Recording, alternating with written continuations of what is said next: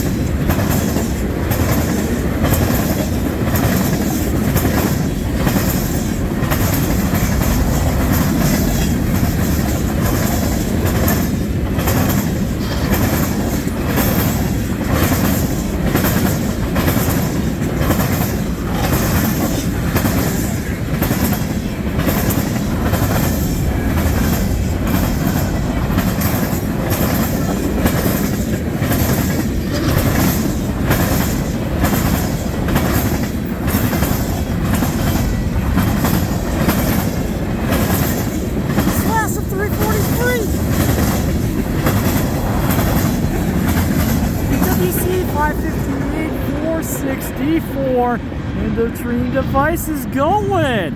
That will do it for the M343 91 of the 16th.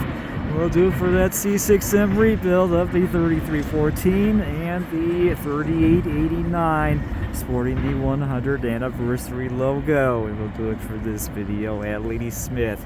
Thank you guys for watching. Have a great night. I'll see you next time. Hope we'll see you along the main line.